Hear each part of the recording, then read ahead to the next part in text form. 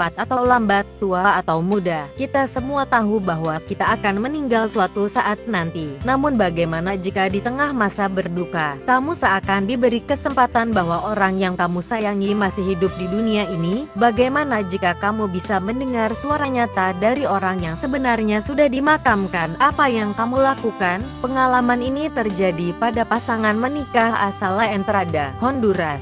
Suatu hari seorang wanita bernama Neisy Perez ditemukan tak sadarkan diri setelah terbangun tengah malam karena ingin menggunakan kamar kecil. Beberapa orang percaya Neisy mengalami serangan kepanikan setelah mendengar suara tembakan senjata api. Tetapi ketika orang tua wanita ini melihat ada busa di mulut anaknya, mereka berpikir bahwa sang anak kemasukan roh jahat. Mereka kemudian memanggil dukun untuk melakukan pengusiran setan, namun tidak menunjukkan adanya tanda-tanda kehidupan. Mereka kemudian membawa Neisy ke rumah sakit. 3 jam kemudian, Neisy dinyatakan meninggal secara klinis. Saat itu ia sedang hamil 3 bulan. 24 jam kemudian, sang suami, Rudy Gonzalez, mengunjungi makam istrinya. Saat itulah, Rudy mendengar suara teriakan yang tertahan di dalam peti mati istrinya. Penjaga makam, Jesus Villanueva, juga berkata mendengar suara dari kuburan Neisy.